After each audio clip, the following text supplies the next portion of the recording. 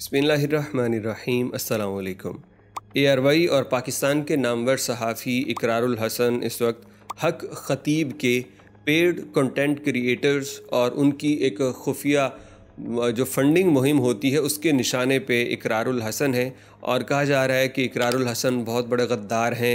इकरारुल हसन ने गद्दारी की है मुल्की इदारों को के मुतालिक नाजेबा अल्फाज इस्तेमाल करके। तो आज इस वीडियो में हम ताज़ा तरीन सूरत हाल बता रहे हैं कि इकरार ने कल जाना था, यानी आज 23 मार्च है ना, 23 मार्च का ऐलान कर रखा था कि दोबारा जाना है ये हक ख़तीब के उस डेरा या जो भी कह लीजिए, लेकिन वो इरादा कैंसिल हुआ और 24 तारीख़ का बता दिया गया। लेकिन एक बड़ी पेशरफ्त ये हुई है कि उस इलाके के जो डिप्टी कमिश्नर हैं उन्होंने इकरार को उस इलाके में आने से यानी कलर सईदा में आने से मना कर दिया कि आप यहाँ ना आएँ, बदअमनी होगी और आपकी वजह से इश्तिआल अंगेज़ी हो सकती है। मेरा ख्याल है इदारे इसी तरह काम करते हैं, जब उनको पता हो कि दो ग्रुप्स आपस में क्लैश करें या कोई एक बंदा किसी ग्रुप का शिकार बन सकता है तो वो उसको ही रोकते हैं। अगरचे ऐसा होना नहीं चाहिए, इदारों का काम तो प्रोटेक्शन देना है, लेकिन कौन से इदारे इस मुल्क के अंदर कोई भी अगर ज़्यादा से ज़्यादा कोई 5000 बंदा अपने साथ रखता है ना, तो इदारे तो उसको ना जहाँ बिठाते हैं वो आपकी सोच है। इदारों को ऐसे स्टेक होल्डर्स चाहिए जिनके पीछे फ़ैन फॉलोइंग है, जिनके पीछे लोग हैं और फिर इनको मुनासिब वक्त पे इदारे इस्तेमाल करना भी जानते हैं। तो इदारे तो हक ख़तीब को कुछ नहीं कहेंगे, वो बुढ़ा उसको फैसिलिटेट करेंगे, क्योंकि रियासत के जो निज़ाम है ऐसे ही नहीं चलते भाई। तमाम लोगों को ही अगर अपना मुखालिफ बना लिया, अपने ख़िलाफ़ कर लिया, तो फिर वो जो गैर आइनी काम है वो कैसे करेंगे। तो खैर इकरारुल हसन जो काम कर रहा है, हमने पहले भी इस पर कहा था कि ये उसके करने के काम नहीं है, यानी वो और बहुत सी जगहों पे एक्सपोज करता है लोगों की करप्शन, तो वो करे। वहाँ पे उसे एटलीस्ट ये डर नहीं होता कि जिन लोगों को एक्सपोज कर रहा है वो कोई बहुत बड़ा मुनज़्ज़म माफिया है जो वापस उस पर अटैक कर सकता है। लेकिन ये जो हक ख़तीब पे इकरारुल हसन ने शुरू किया है वो एक पूरा गिरोह है। वो एक ऐसा गिरोह है जिसके अंदर समझ लीजिए कि वो खुदकश भी मौजूद हैं, जिसके अंदर रुपया पैसे वाले भी हैं, जिसके अंदर रियासती इदारों के लोग भी सपोर्टिव उसके मददगार के तौर पे बैक एंड पे होंगे और उसके पास हर एक चीज़ है। तो ऐसा इन्फ्लुएंसर बंदा, उसके ख़िलाफ़ बात करना आसान नहीं है और इकरार ने पहले भी उसके वो आस्थाने वगैरह पे जाके गलत किया था, अब भी नहीं करना चाहिए। इस मुल्क की आवाम को ना इकरार समझा सकता है ना कोई और। एक मुनाफ़कत का मास्क है जो हमने अपने चेहरों के ऊपर पहन रखा है और वक्त आने पे ये एक्सपोज होता है। आज जितनी भी बातें की जा रही हैं इदारों के मुतालिक, तो यही बातें, इकरार मतलब कोई आज गद्दार नहीं हुआ, ये पहले भी होता रहा है। इस मुल्क में तमाम लोग ही, पॉलिटिकल वर्कर्स भी ये मानते और जानते हैं कि ख़राबी कहाँ से हो रही है, पाकिस्तान का जो निज़ाम है बिगड़ कहाँ से रहा है। अपने अपने वक्त पे सभी जानते रहे हैं, मानते रहे हैं, लेकिन ये ऐसे बेशरम हैं लीडरान भी और उनके सपोर्टर्स भी कि इनको जब पता है मसला क्या है तो फिर ये उस मसले को दबा जाते हैं। मुखालफिन को जब मार पड़ती है तो खुश होते हैं।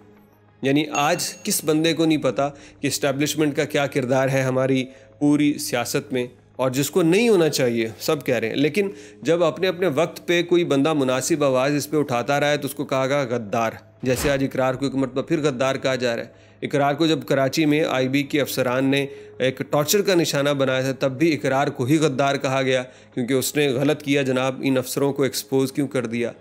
जब बात मुत्तहिद होने की थी तो बताया गया कि जनाब ये बाजवा तो तुम्हारा बाप होता है, तो ये इस हद तक चले गए। जब बाजवा ने ही वो गद्दारी की आपके साथ तो आपको पता चल गया, और आज आप शहीदों की शहादत के ऊपर भी प्रोपेगेंडा करते हो। जब बाजवा था तो एक शख्स कहता था वोट को इज़्ज़त दो, मुझे क्यों निकाला, फुलाना ढमकाना। आज वो और उसके सारे सपोर्टर वो जाके उनकी तमहीद करते हैं, जनाब इदारों के ख़िलाफ़ ज़ुबान इस्तेमाल नहीं की जाएगी। भाई तुम लोगों ने भी तो यही ज़ुबान इस्तेमाल की थी। तो ओवरऑल बात कर रहा हूँ, ओवरऑल मुनाफ़कत का एक लिबादा है जो एक्सपोज होता रहता है, जो इन्होंने पहना हुआ है। जहां मौका मिले फ़ौरन से यू टर्न ले लेते हैं, अपनी पिछली बात से बदल जाते हैं। तो ये लीडर और इनकी अवाम, अभी इमरान खान साहब को कल को मौका मिलेगा फ़ौज से डील करने का, वो करेंगे और करनी भी चाहिए। जब उनको एक ऐसे केसेस में फंसा दिया गया है जो वजूद ही नहीं रखते, जिन पे ये सज़ा बनती ही नहीं थी, यानी पूरे पाकिस्तान के अंदर ये इद्दत और शरीयत और निकाह का केस सिर्फ इमरान खान का है और कोई नहीं था, लेकिन उसको सज़ा मिल गई।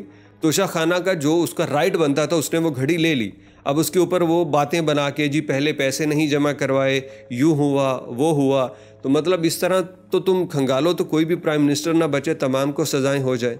लेकिन बात यह है कि वो जिस तरह पनामा की खबर आई थी तो सिर्फ नवाज़ शरीफ को सज़ा मिली थी। इस वक्त नवाज़ शरीफ उस वक्त चूँकि वो निशाने पे था, इस वक्त इमरान खान निशाने पे है, तो ये सारी चीज़ें सामने आके सज़ा मिल रही है। तो ये किसको नहीं पता?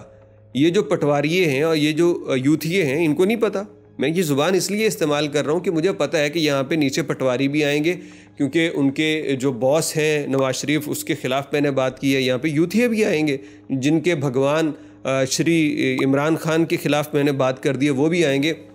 आई डोंट केयर, मुनाफिकीन के अल्फाज की कोई परवाह ही नहीं है। लेकिन कभी अगर सोचो, इसमें वो पॉलिटिकल वर्कर शामिल नहीं हैं जो वाकई एक विज़न रखते हैं, और ये दोनों पार्टीज़ में हैं। मैं ऐसे बहुत सारे पीटीआई के, नून लीग के दोस्तों को जानता हूँ कि यार जो बात करना, सोचना और उसके मुताबिक अपनी राय कायम करना जानते हैं, अगरचे वो अपनी अपनी जमात को सपोर्ट करते हैं, लेकिन हर मामले में एक मुनासिब राय देते हैं। लीडरों की हर एक घटिया बात को वो डिफेंड नहीं करते, और वो जो हर एक बात को पहले ही, जैसे मौलवी तकरीर कर रहा होता है ना, मौलवी तकरीर करता है तो आगे बंदे सुबहान अल्लाह सुबहान अल्लाह, और मौलवी को कहना पड़ता है यार बात पूरी सुन लो, इसके आखिर पे अस्तगफिरुल्लाह कहना, ये सुबहान अल्लाह बाद में फ़ैसला करना। लेकिन नहीं, वो बंदे फिर भी सुबहान अल्लाह, मौलवी की तकरीर पूरी होने से पहले ही।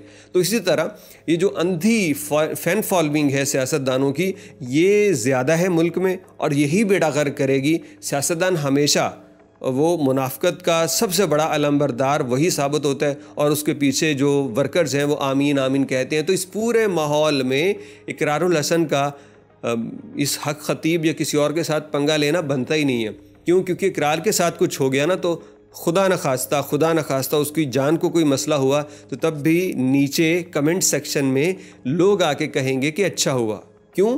क्योंकि कभी ना कभी इकरार ने उनकी जमात को आईना दिखाने की कोशिश करते हुए सच बोला होगा, और यही सच उनके दिलों में ऐसा बैठा है कि आज भी इकरार को तमाम सियासी जमातों की तरफ से गालियां पड़ती हैं, क्योंकि वो सच बोलता है। और ऐसा सच जब वो हक ख़तीब जैसे मामले में बोलेगा तो उसका जो खमियाजा है वो ज़रा और बड़े पैमाने पे भुगतना पड़ सकता है। अल्लाह उसकी हिफाजत करे, और अल्लाह अकल भी अता करे कि इस किस्म के काम ना करे।